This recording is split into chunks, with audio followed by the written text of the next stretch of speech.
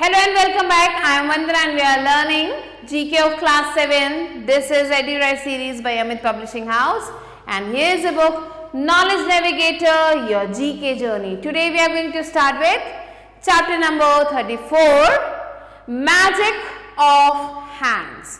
So this is the name of our chapter. Let's move on to the chapter. Here you have to read the clues and name these art and craft forms. यहाँ पे आपको कुछ clues दिए हैं, इन्हें पढ़ना है और ये जो art and craft forms हैं इनके name identify करने हैं.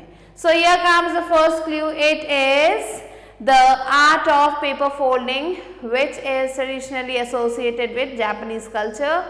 ये क्या है? ये एक आर्ट है पेपर फोल्डिंग का जो कि जापानीज कल्चर से एसोसिएटेड है. Usually these designs begin with a square sheet of paper. ज़्यादातर ये जो डिज़ाइन है ये एक स्क्वायर शीट ऑफ पेपर से शुरू होते हैं which is folded to create different shape, जिससे जो फोल्ड करके अलग अलग शेप्स को बनाया जाता है. This is origami. Question number 2. It is glass that has been coloured by adding metallic salts. ये एक ग्लास है जिसे कलर किया जाता है मेटालिक सॉल्ट्स को ऐड करके. It is usually crafted into windows. इसे जो है विंडोज में क्राफ्ट किया जाता है.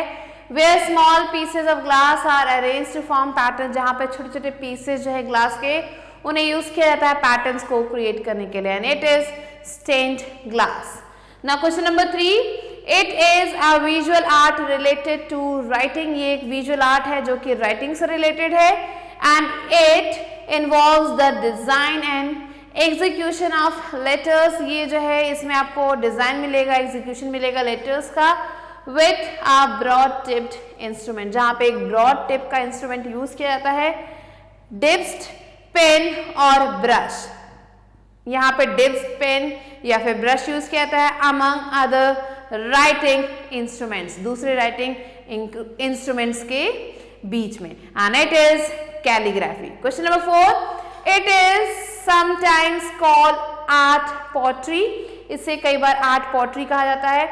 It is an art form made from ceramic materials. ये एक आर्ट फॉर्म है जो कि सिरामिक मटीरियल से बनाया जाता है.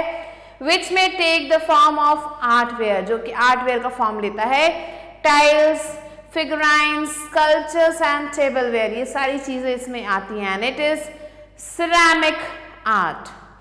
Now fifth one is it is the art or craft of attaching beads to one another by stringing them with a needle or stitching them on to cloth. ये एक art work है जिसमें beads को attach किया जाता है एक दूसरे से. किसकी मदद से? धागों की मदद से. यहाँ पे नीडल्स को यूज किया जाता है और इन्हें कपड़ों पे जो स्टिच किया जाता है. And it is Beed work. 6th one.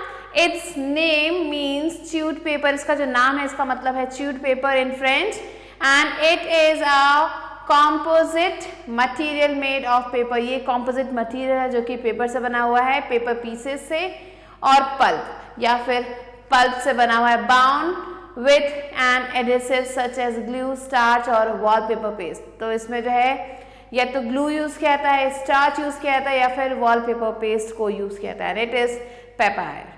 Next 7th one. Its name comes from a French word. इसका जो नाम है ये एक फ्रेंच वर्ड से आता है. Collar, which means to glue, जिसका मतलब है ग्लू करना. It usually includes magazine and newspaper. इसमें मैगजीन और न्यूज़पेपर्स को इंक्लूड किया जाता है. क्लिपिंग्स डाली जाती है, रिबन्स, पेन्स, फोटोग्राफ्स को ग्लू किया जाता है to a piece of paper और कैनवस, किसी पीस ऑफ पेपर पे या फिर कैनवस पे. And it is collage. Next 8th one. It is the art of creating images. ये एक आर्ट है इमेजेस क्रिएट करने का. By assembling small pieces of coloured glass, जिसमें छोटे छोटे पीसेज जो होते हैं कलर्ड ग्लास के उनको साथ में असेंबल किया जाता है. स्टोन्स को असेंबल किया जाता है और दूसरे मटेरियल्स को असेंबल किया जाता है. And it is mosaic. So these are the answers that you have to write down. And with this, we have completed the chapter. I hope you understood it. I'll be meeting you soon with a new video and a new chapter. Till then, stay tuned and thanks for watching.